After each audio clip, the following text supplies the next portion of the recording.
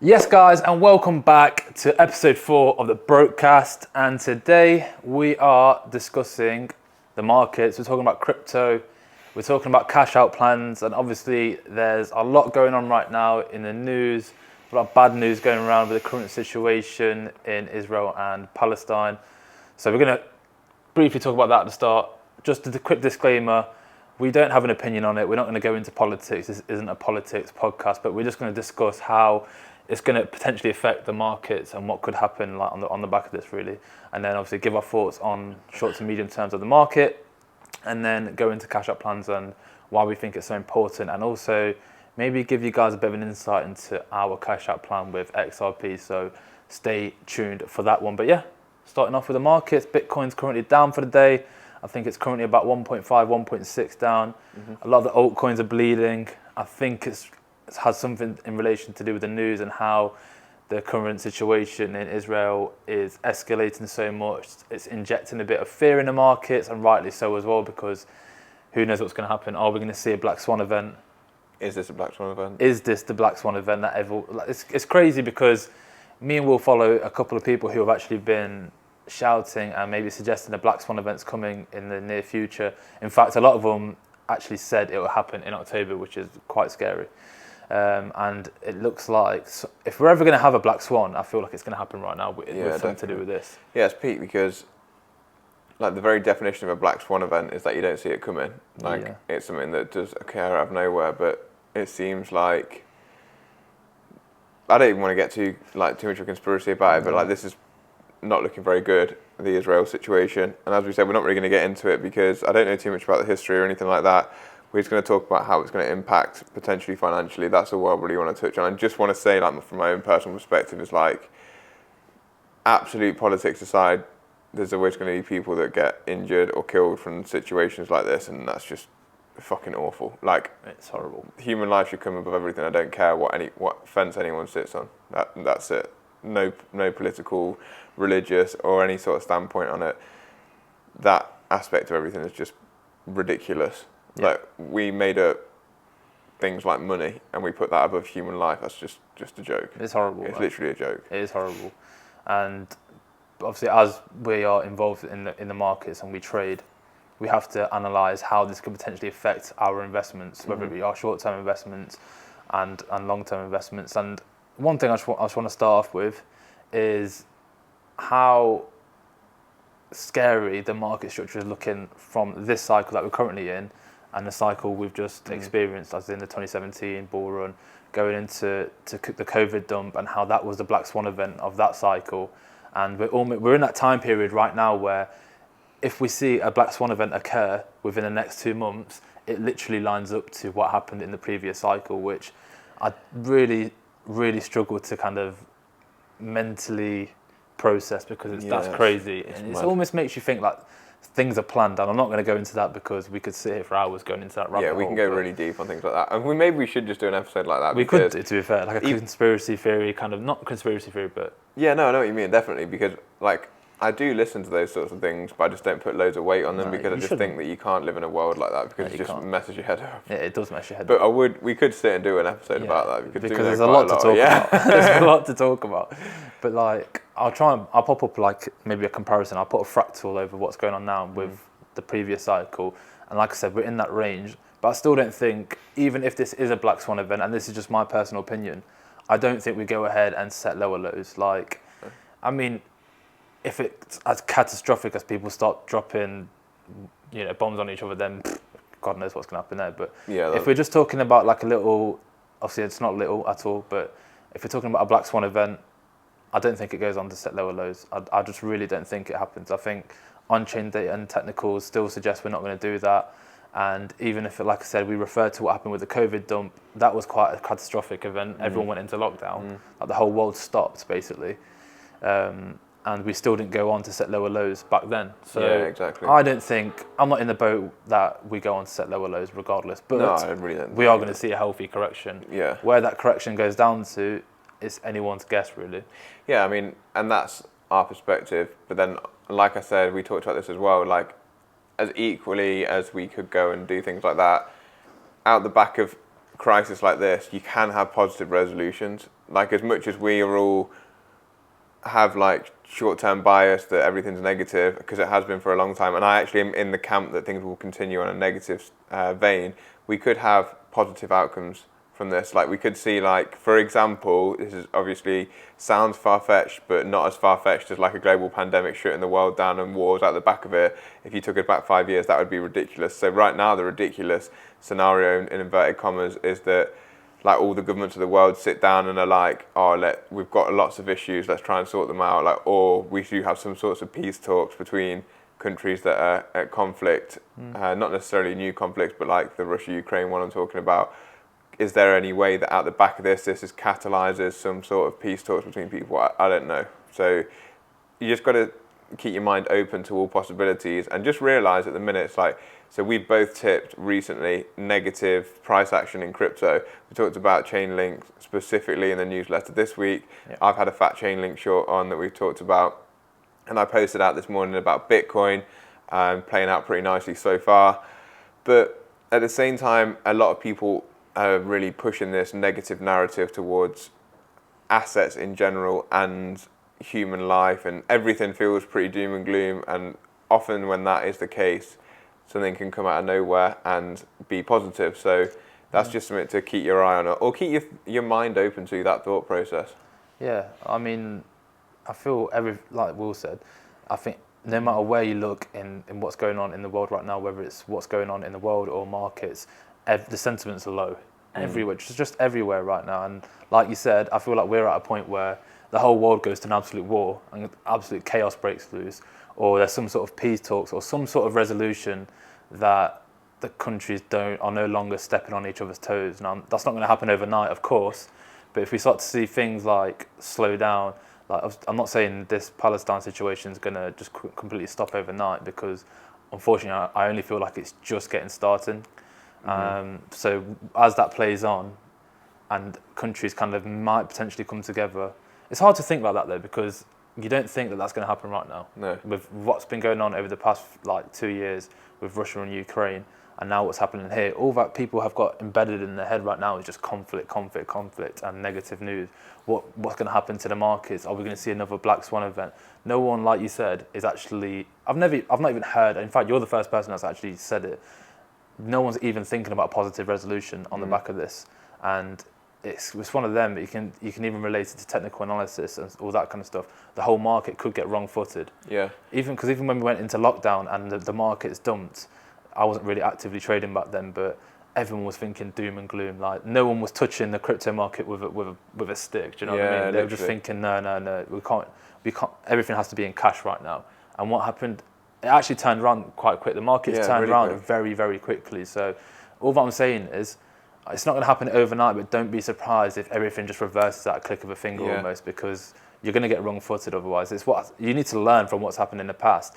And the most recent event we can learn from is the COVID pandemic and us going into lockdown, and how quickly and aggressively Bitcoin, for example, reversed. Yeah, so that's what, like, our base case obviously at the minute is what we're going to start talking about now. Our base case at the minute is that Bitcoin has some sort of like cascading liquidation event. Open interest is high. We talked about it on Twitter. Our price targets maybe slightly differ. A lot of people calling for 24k. I can see why. There's a lot of liquidity, a lot of buying coming down there.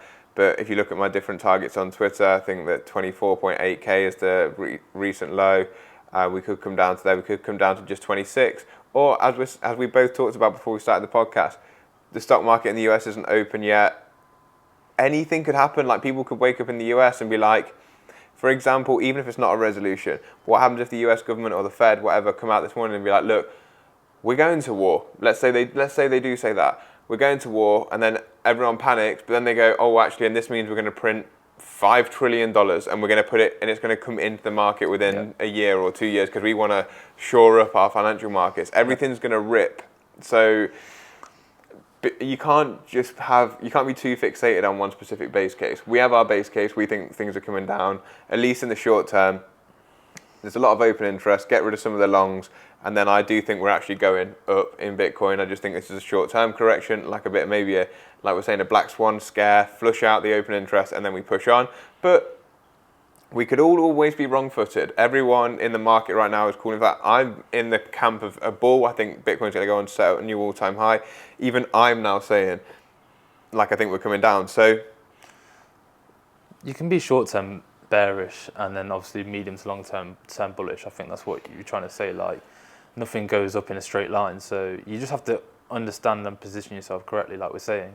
I mean, personally, I'm in the camp where obviously I think 24k could be potentially on the cards, but at the same time, there's a lot of interest, a lot of volume, like Will's tweet suggests, at lower ends of $26,000. Obviously, it's not financial advice. I'm not saying put your buy-ins at that price, but there's a lot of interest at those prices. But if you're in the camp where you think Bitcoin's going to reverse, as long as you're not overexposed to like the market in terms of like leverage, you're not using too high leverage on your trades, and you get in at around the ballpark where you think Bitcoin is potentially going to reverse, you're making a good trade in my opinion. But if you're over leveraging, what do you expect? You're just going to get. And the thing is, if you buy in spot as well, you can, as long as at some point we recover, you're going to be all right as long as you just remove yourself emotionally. That's why a lot of people advocate buying spot crypto, and I think that it's a good thing to do, especially if you don't watch the markets all the time. I think it's pretty decent in general, to be honest. Like most of my bags are spot. Like I only trade with like a tiny percentage of my bag. Yeah. So, but yeah, my point was just before that, like we were just talking about, is that I've been bullish the whole time, and I am still a bull, like medium to long term. But even my short term thesis is now flipped to being bearish for the very short term. And if that's how I feel, and I'm normally pretty bullish in general, then most of the market probably feeling like that right now. And that's where I mean that we could all be wrong-footed. Like whatever happens, we don't know yet. Yeah. Like we're in this period of like severe uncertainty where we could have severe moves one way or the other, and that move down could come from panic, or we could chop sideways for a bit where everyone tries to work things out. We'll probably see some volatility, but then we could see panic and then things will sell off, or we could see panic, but then to shore up the panic, governments might say we're printing because, like for example, this is a complete hypothetical example and not political at all, but let's say all the governments in the world want to print. This could be an excuse for people to start printing and supporting both sides of a war, or at least shoring up their defences, shoring up their financial systems, whatever they want to dress it up as.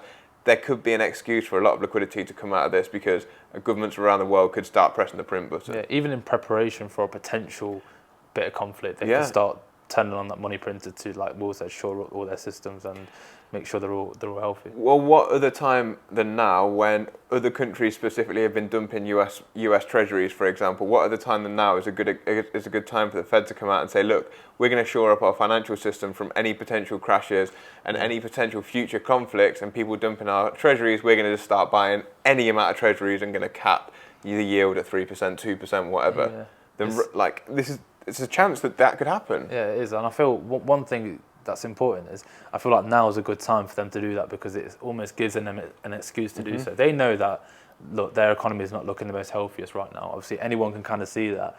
And a potential conflict for them to say, okay, look, this is a good time to turn on that money printer to increase liquidity within the markets, and not blame it on the fact that their economy is failing, but blame it on the conflict kind of thing. And in turn, obviously, it's going to shore up both parts of what they want to do. So I think, like you said, now is as more likely time as we're going to see an increase in liquidity within the markets. Yeah, it's just a time where we could see anything. That's basically the point I'm trying to make. Like our base case is that we think it's going down, but we could see anything. And there's a saying that goes, so this is, if you're not a conspiracist, which I try not to be because it really messes with my head, there's a saying that goes, never let a good crisis go to waste.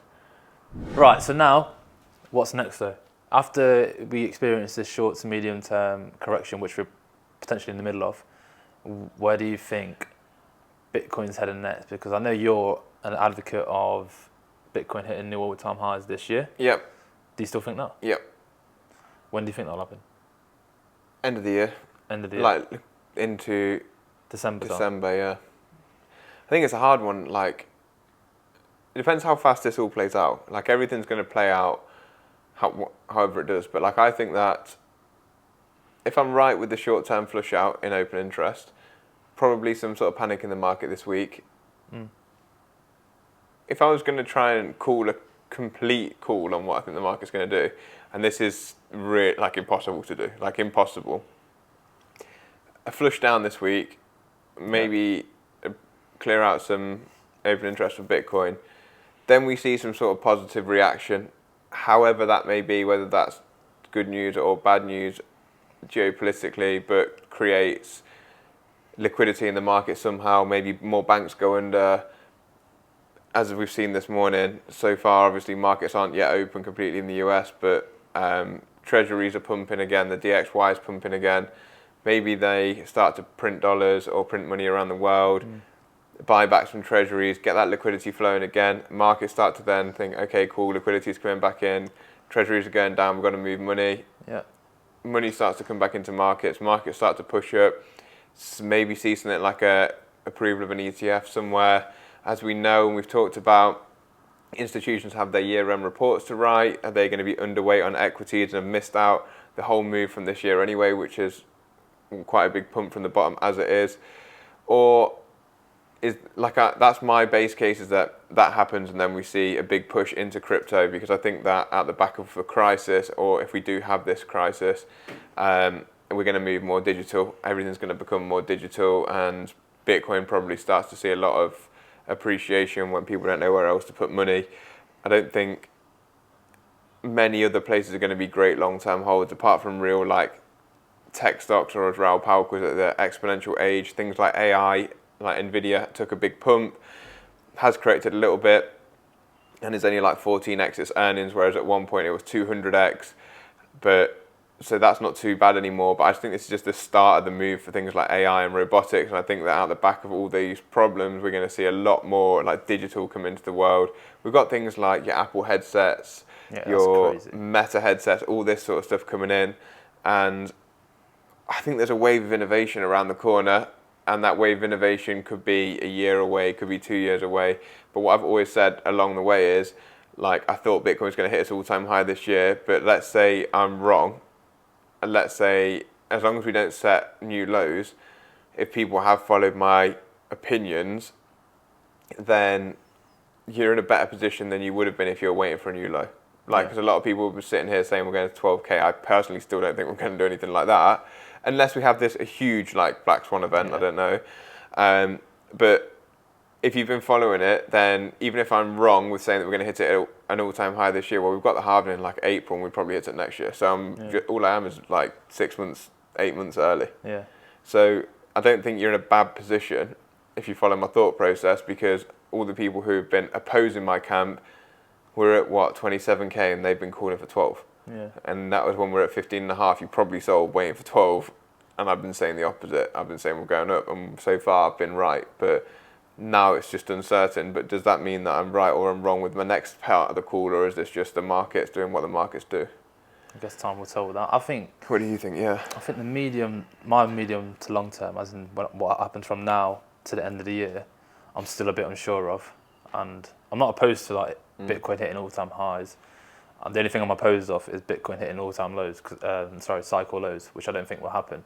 I think the only way that happens, like you said, is if everything goes belly up from here, and we actually go into a full-fledged war. But at the end of the day, if that happens, we're all messed. No matter what you're invested in, you're screwed. Yeah. Even if you're sitting in cash, you're screwed. Yeah. Because the only thing that's going to hold value is gold, and no one's going to carry a bullion bar of gold around with them, are they? People aren't going to trade cash with each other. That's what I mean. Who's going to This is. I don't want to keep saying China, US, but China aren't going to take American payments. If we actually go into a war of that sort of scale, that would crash the markets, almost make everything capitulate. That's what I mean. Who's going to buy things off each other? No one's going to be it's just as unsafe to be in cash. That's what I mean. If you're actually sitting out there right now and you're waiting for this Black Swan event to happen because you think crypto specifically is going to go to the mud, I just think you're just so far off it, because if that happens, everything's going to go in the mud.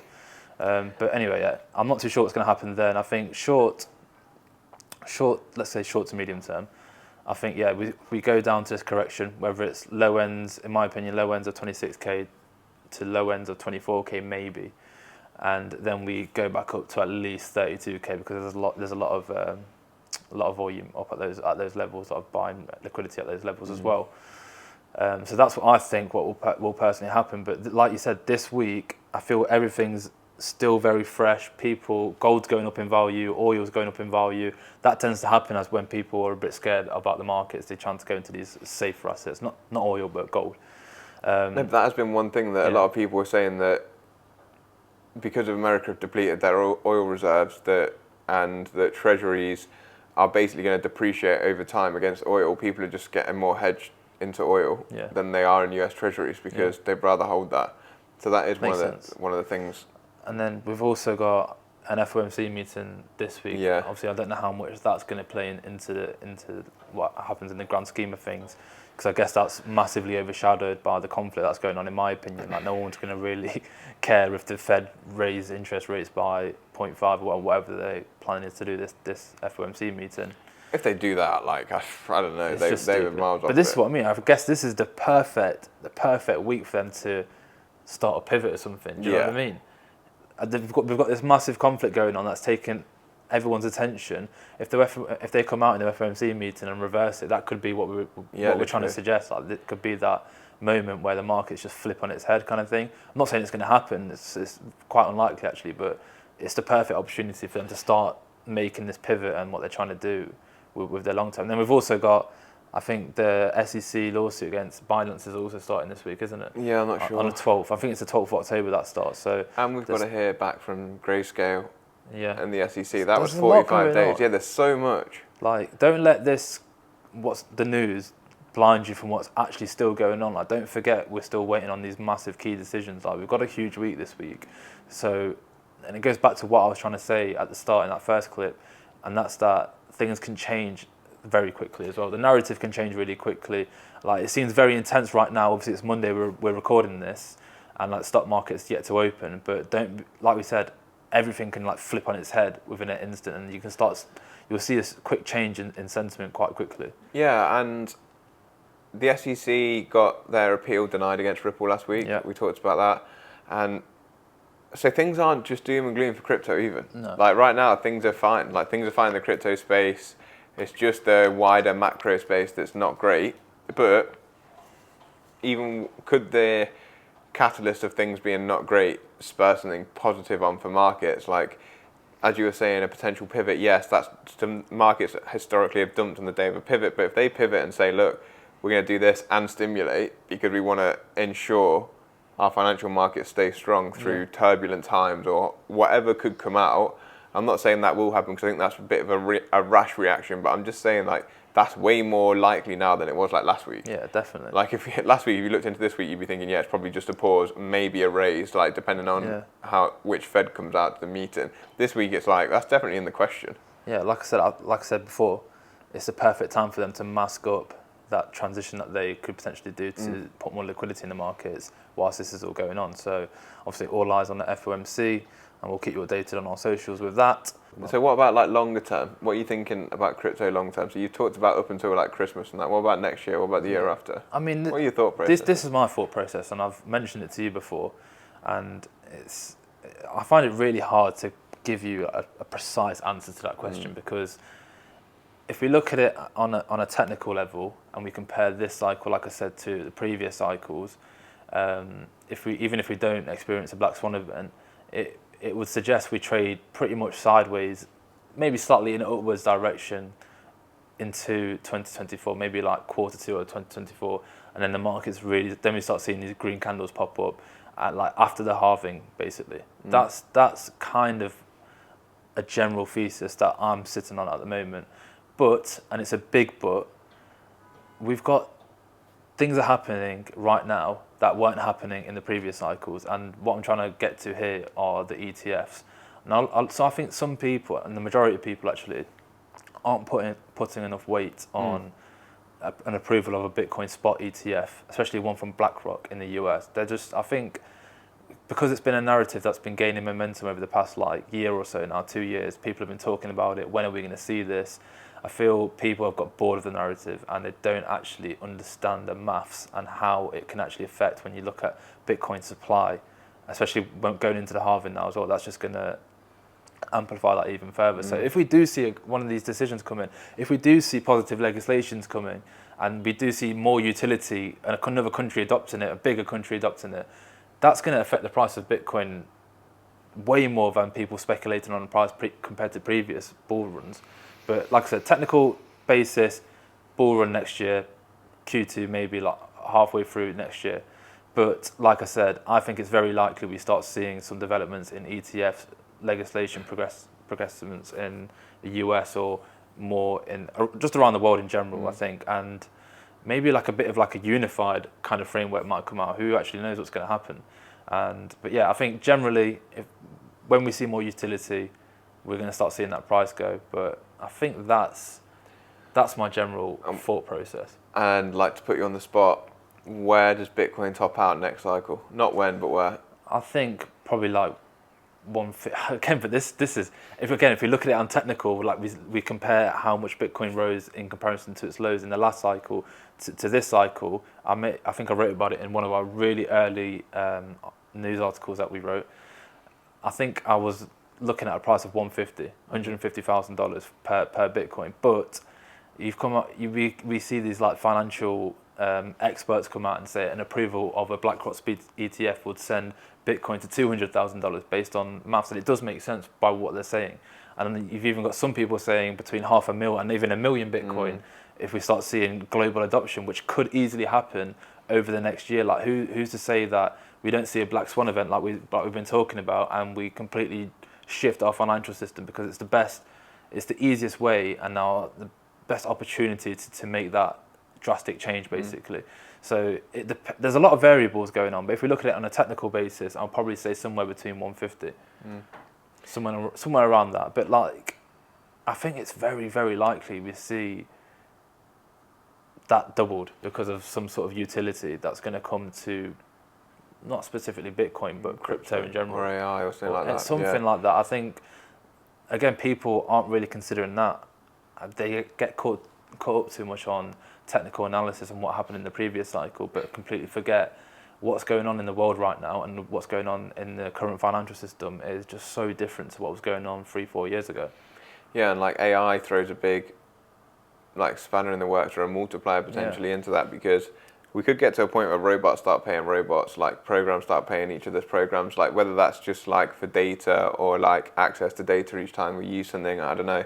But they probably wouldn't use fiat currency for something like that because it doesn't make sense. So that could add a big multiplier. And another thing that I want to throw into the mix is, it's a bit weird and we haven't seen too much about it, but the UK is trying to become like a crypto hub. Yeah. And we've seen loads of like banks and lots of, well, you can use PayPal for example. They've like stopped crypto payments until the end of the year, and then at the start of next year, all of a sudden everything's going to be different. So like, what's going to change between now and then? Are we going to have legislation then? Is that when things can start to kick off? If we see that with the BlackRock ETF, I'm looking at, if we don't get a Bitcoin all-time high this year, then I think that we could go to like 250, 300 on the next cycle, $1,000 per Bitcoin, and we could see a lot of capital flow in. But it just depends on what happens around the world, like as you were talking about.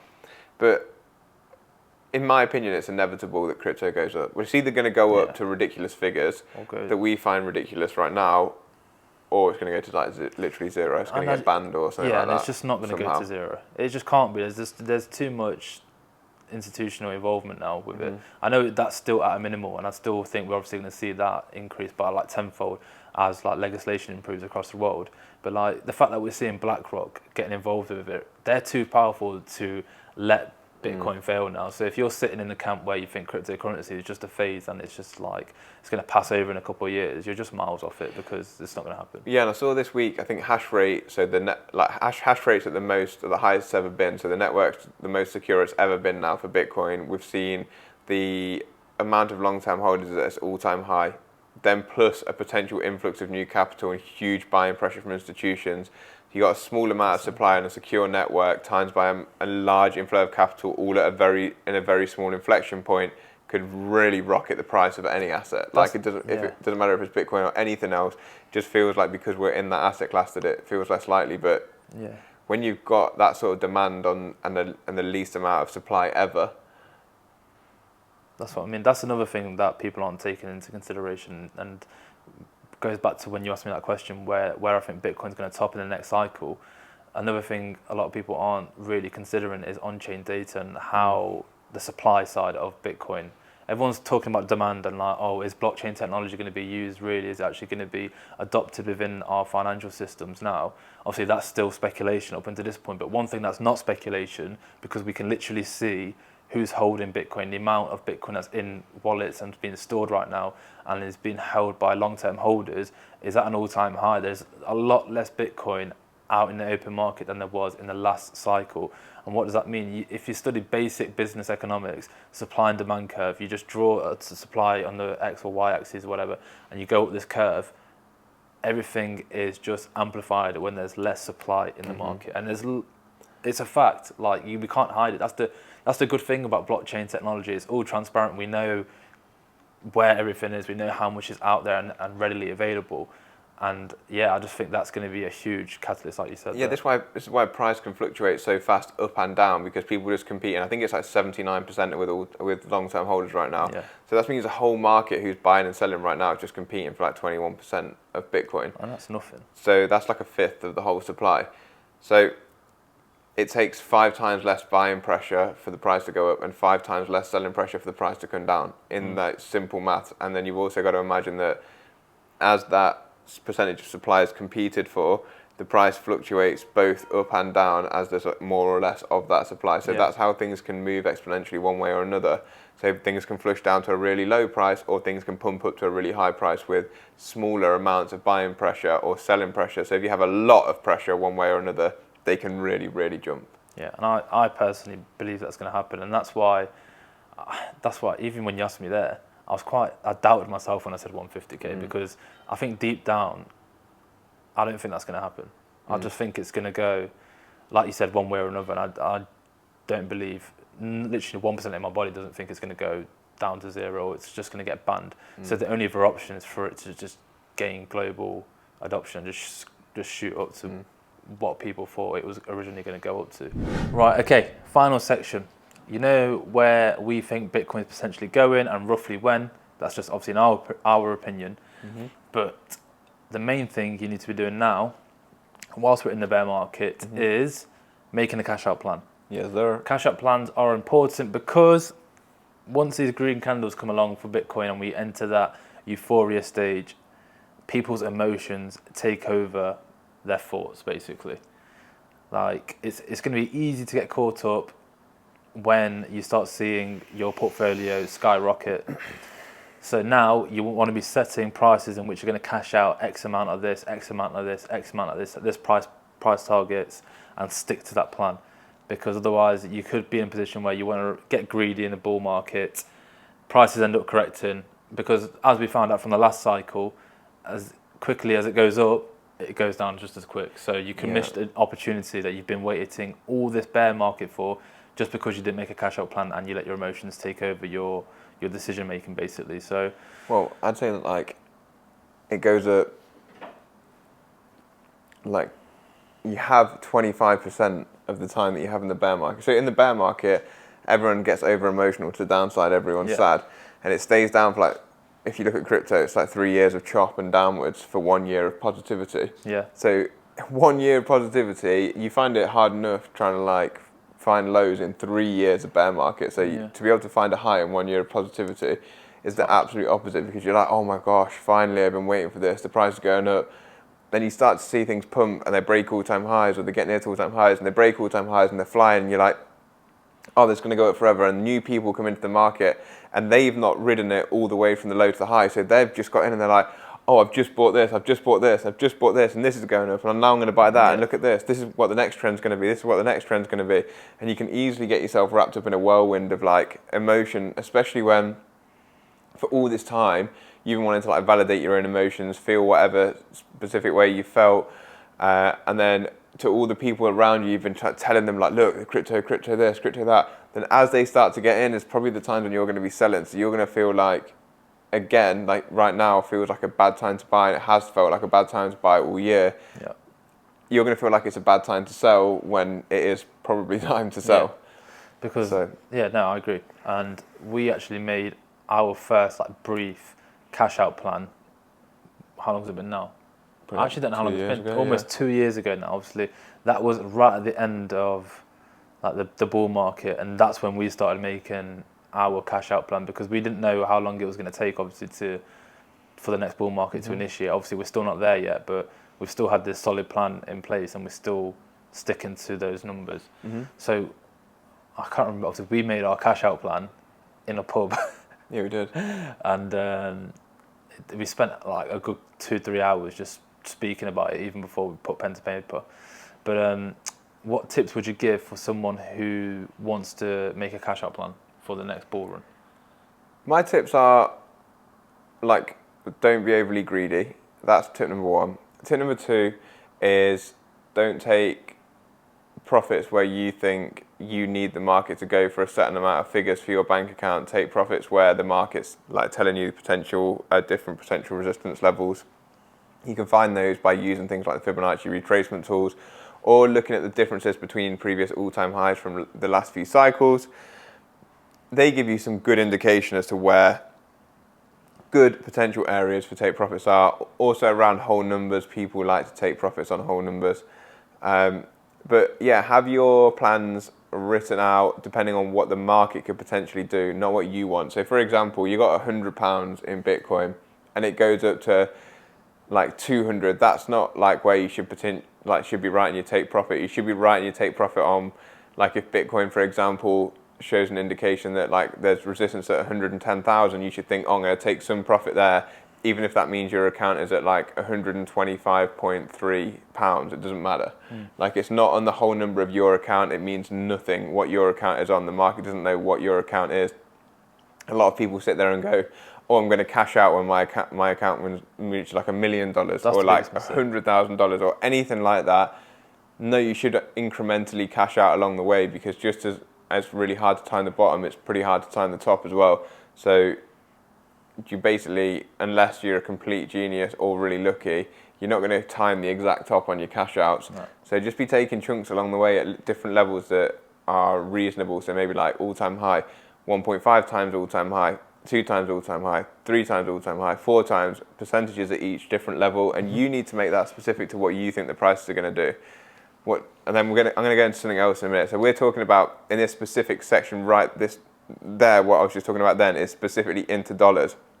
But I'm going to get onto something else that I feel after Pav spoke about his. Yeah, a little spin on it. Yeah. But mainly agree with what you just said. I think the biggest mistake, like you just said, is that people want to make X amount of money. Okay, look, I'm going to cash out when I've made £5,000 profit, and then that's it.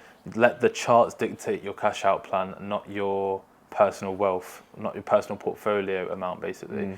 And the way to do that is, again, look at previous all-time highs, look at significant resistance levels, maybe take long-term moving averages into it, even though they're likely to change as well. What else can we look at? Where the most volume is, and try Fibonacci retracements. There's loads of indicators out there. Obviously, the ones I've just listed right there are super simple, so don't just keep confined to them. But yeah, have some numbers in your mind, maybe base it off previous cycles, how much an asset's appreciated. That's likely to change as well, but there's a lot that goes into it, and it's not just, don't just sit there and do it for an hour and think, cool, that's my cash out plan. I'll give it a long term, maybe keep going back to it, reassessing your thoughts, because obviously your thoughts are changing all the time in regards to it, but at the same time, don't overthink it. Stick to your plan, and once it comes, you'll be fine. Yeah, now I'm going to get into some like specifics, to be honest. I'm just going to give you like my thoughts on it, some of my roundabout numbers. I'm going to talk about XRP specifically. As you know, like 95% of my portfolio is XRP.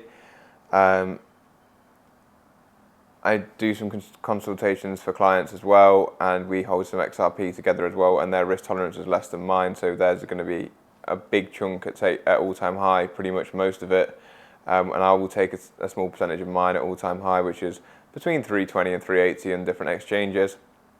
I'll probably deleverage some more between $4.50 and $5, a bit more between $7 to $8, a bit more at 9.10, a bit at 11, and a big chunk at like 13, because that's my personal target for the price this cycle. If we keep going to 15, I'll take some more there. I'll take some more at 18. I'll take some at 20 and 23 and 25. But I'm 65% out by like $13, probably more than that when it comes around to it, because I'm going to try and take profits more aggressively than I did in the last cycle.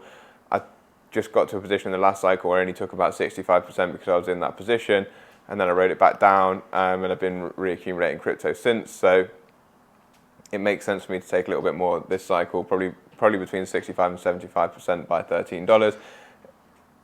it's enough for me to personally change my life at like $7, $8, $6, $7 at those take profits because of my bag size now. Yeah, I mean, just notice how many take profits you just mentioned to you there. It weren't just all-time highs, 0.702 Fibonacci retracement, which sits at, I don't know, $4.20, and then maybe like a $10. There was loads of increments, because that just shows how much thought has gone into the price of where XRP can actually stop out and hit certain resistances, which is based on a lot of analysis. Because, like I said, those numbers haven't just come overnight. That's a period of years of just looking at charts and potentially almost taking an educated guess of where your portfolio is going to end up going to. And just one thing I want to add to that as well, because XRP specifically, there's a lot of things that can happen with XRP due to its utility and what it can actually do. So do you think your Cash App plan would ever change? Say if we got a massive bit of news coming out from Ripple, big partnership, and which kind of proves a bit of utility for XRP, do you think your Cash App plan would adjust ever so slightly in regards to that?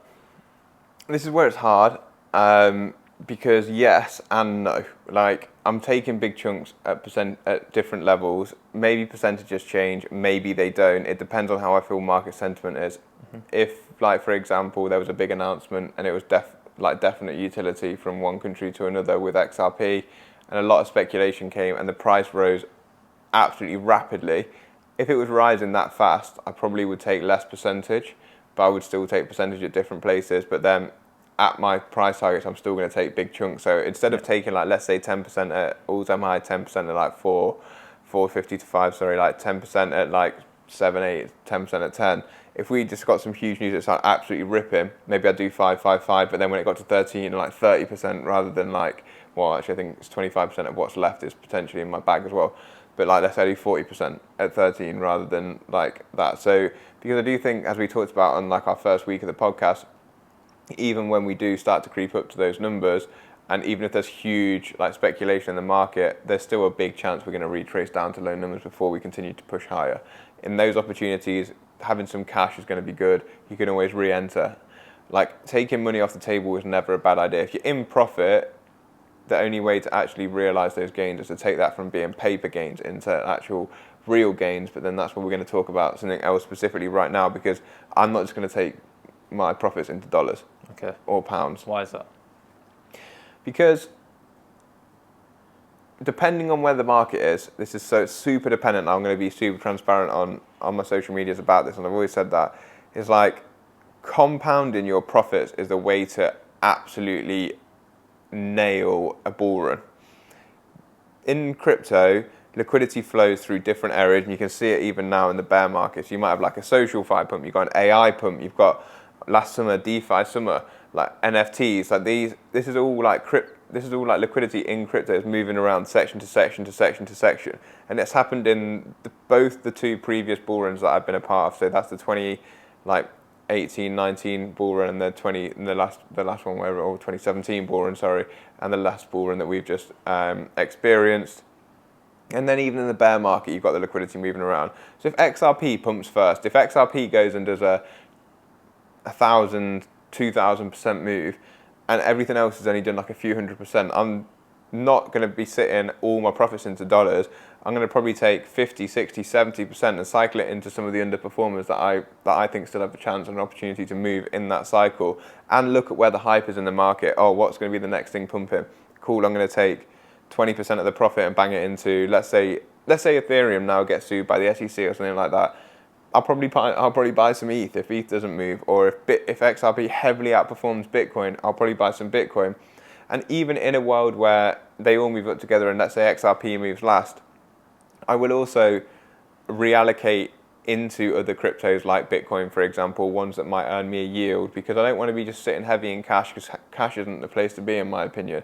I'll buy some stocks, I'll buy some commodities, so gold, and like, it's not just, oh, you buy that, you sit in cash, you live a baller lifestyle, you spend that, and then that's it, game over. No, like, I live a life of like investing and trading. My profits are going to be cycled into other things that I think can make me profits. And during a bull run, you have like a short window to be able to make those huge potential compounded gains. So like, if you make 200% on an asset, and then so that asset, let's say, goes from like $1 to $3, that'd be a 200% gain. For that to make another 100%, it has to go from 3 to 6. That's a really hard ask. But then if there's another asset that's only done a 50% gain, let's say it went from $1 to $1.50, well then 100% gain on that is only $1.50 to $3. So it's not as much of a move. Or if you wanted to go to the same price in the exact same example, $1 to $6 would be like what, 300% from where it was. So you've got a potential of a 300% move for the same risk as a 100% move if the asset is just as good as the other asset or the liquidity is flowing around. So it's all about a percentage gain. If you times like 200% by 300%, you get 600%. But if you add the extra 100% to 200%, you've only got 300. If that makes sense of what I've just explained. So if you take your profits after a big move and cycle it into something that hasn't moved, you get to times your percentage profit by the next potential percentage profit. Yes, there's risk because you're then reinvesting into another asset, and you've got to be sharp with where, like you're saying, like where liquidity is flowing or assets that haven't moved, and you are taking a chance on whether that asset is going to move. But that's how you make the big gains. That's how I made big gains in my first ever bull run when I didn't really understand things. I didn't have much in my account, but I probably like 20x my account to the top, and then came all the way back down. And I broke even because I took my money out straight away, but like made like a tiny bit. And then the last bull run I was way more structured and sensible about it because I had my whole life savings in there. But now like this is going to be more than life-changing money for me. So I've got the space to play around with some of my portfolio. If I can use 20 or 30% of that to really try and multiply the gains to a massive percentage, and that's what I'm going to try to do. It's still going to be I'm going to be pretty set with what I take, but you can make massive gains if you put it in the right place at the right time. I feel like everyone normally says millionaires or billionaires are made in the bear market. And yes, I agree with that to a certain extent. But if you want to be really maximize your profits, you need to, like Will just said, you need to be looking at where the liquidity is flowing within the bull cycle. And it's a lot harder to do that than it is to accumulate in the bear market and sit on your bags, which is why that's a strategy I'd suggest to most people. But that don't confine your strategy just to that. If you really are confident in your trades and you live and breathe crypto and you follow the news day in, day out, and you can recognize the trends that are coming into the space, there's a huge opportunity in this next bull run where, for example, let's say 50% of your portfolio is Bitcoin, for example, or the majority of your portfolio is Bitcoin or ETH. Once the majority of liquidity flows to that first, because they're the most established cryptos in the space, like we saw in the previous bull run, we saw a huge influx of liquidity flow into like these smaller altcoins that were emerging, which their technology was just kind of coming into play, kind of thing. And in the next bull run, there's going to be that. Don't know what it is. Obviously, that's what you should be trying to do right now and predict what that technology is, whether that be AI. Personally, we're obviously big fans of like metaverse tokens. I know that hype's kind of already come, but with the onset of and release of these VR headsets that are coming out from Apple, you don't know what's going to happen. Like even within that bull run, the headset might get released or something might come out on the back of that headset, and then all these like metaverse tokens come into play, and that's where you're going to start seeing huge gains, because then you've got all this capital to kind of play with within the bull market. Like I said, it's super hard, it's super risky, and you've got to be super quick with it. But it is possible, and it's just about almost preparing now kind of thing, trying to do your research now and preempting that move basically. Yeah, and like you can obviously get wrecked doing this. So I don't recommend like using your whole portfolio to do it. But like let's say you make your gains, you put some on the side for saying like thank you very much. That's my reward for waiting the whole bear market, and that should be the majority of your bag. And then a small percentage, like I was saying, like 60% of whatever I cash out is probably going to set me pretty much forever as long as I'm all right with it. So I've got like up to 40% to mess around with potentially. And if I can, at any time, if I make that into a substantial amount, then I just add to the bag and then just keep playing with the rest, because there's going to become a point in that cycle where we're going to go back into the bear again. And I won't be able to time that top, especially if other assets have already topped. You're playing with fire. Yeah, chasing. But you can be adding to that cash out bag by trying to multiply those percentages, and then if you get left in some of the cryptos that you get left in, then you do, but you've got to be able to take that chance as well. So that's why I say like the cash out plan's really hard for me specifically, because I live and breathe crypto, so I'm going to be playing it exactly how I think I should be playing it, but it's not how I'd necessarily advise someone who may not have the time to do that or doesn't live and breathe it like I do. But that's where I also give out my information for free. It's not necessarily for you to follow, but it's for you to take into your basket of thoughts and what you want to do with your own portfolio. Yeah, I feel like there's a certain slight give into your take profits that you're going to be planning now, because things do change ever so slightly. Even though I just said try not to let things affect you, I think there's a certain extent which you should let it affect you, because you don't want to miss out on certain opportunities. But that also increases the risk at the same time. So you need to find that perfect balance, and that just comes down to where you are in your life and how much of your life savings you have invested in crypto, for example, and how many people are liable for you, all that kind of stuff, what I spoke about earlier. So there's a lot to go into it. Like I said, it's not just a quick 10 minutes, let me just sit down, write some prices that I think I'm going to cash out on. You need to kind of really give it some thought. But I think if you're just like a very laid back investor, you're not too interested in crypto, you think there's some gains to be made there, and your strategy is just to cash out certain take profits and then not worry about it, leave it. One of the piece of advice that I would give to everybody, obviously not financial advice, but one other opinion of mine, is always leave yourself a little moon bag. There's nothing worse than watching a crypto that you've held for ages rip, and yeah, you do make percentage on it. Let's say you make 200, 300, 400%, but it goes on to do a 50x, and you've taken all your profits out of 4x.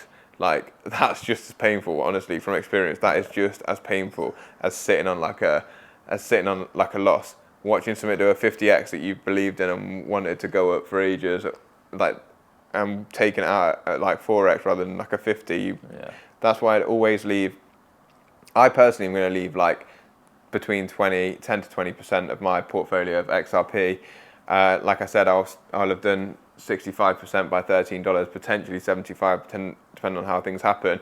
And I will still ladder out up to like 25, 30, 40, 50. If we get up there, I'll have taken probably another 15%, but I'll still always leave like 10, 15, 20% to let it go. Like if it does do what some people expect it to do, and like I think there is a chance, like I always think there's a chance. That's one of the reasons I hold it. I think there's a possibility. I don't put loads of weight on it because it's hard for me to even comprehend, even though knowing everything that I know.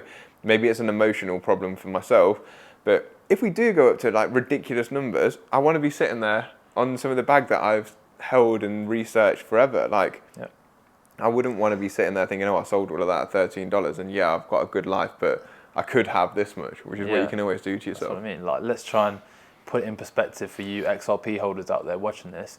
Imagine if you've accumulated all these bags throughout this lawsuit, you've endured all this pain, and we do hit this euphoria stage in the next bull market. We hit this $13 price target, which a lot of people have put a lot of weight on, and you've cashed out all your bags at this point, and then the major partnership comes in, and mass utility gets given to XRP, and you've got nothing left at all, not even 10 to 20%, because even if that 10 and 20% is going to be a small amount, if we do see like some sort of major partnership come post $13, and say if it does go up to, I don't know, hypothetically speaking, $50, that gain is huge. And you, like Will said, you don't want to miss out on that as well. So always keep some sort of bag. Again, you determine how much percentage that will be, but not financial advice, like Will said.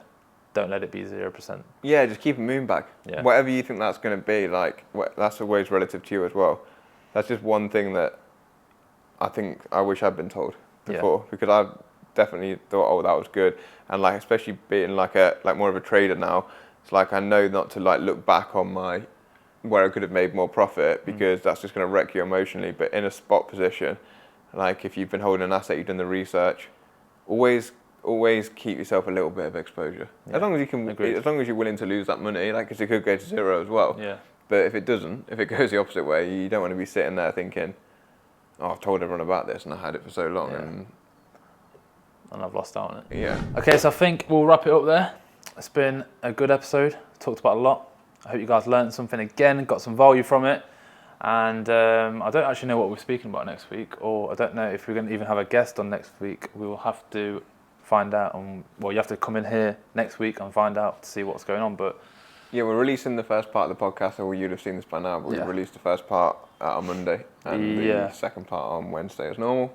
Because it's just relevant news, it's happening right now, so I think it's obviously more beneficial to our viewers to watch it as and when it's happening, opposed to on Wednesday. But the whole thing's obviously going to be at Wednesday anyway. But yeah, I think that's it. And until next week, we'll catch you guys later. Yeah, like, comment, subscribe, retweet, everything. Yeah, sweet. What he said. Peace. What he said.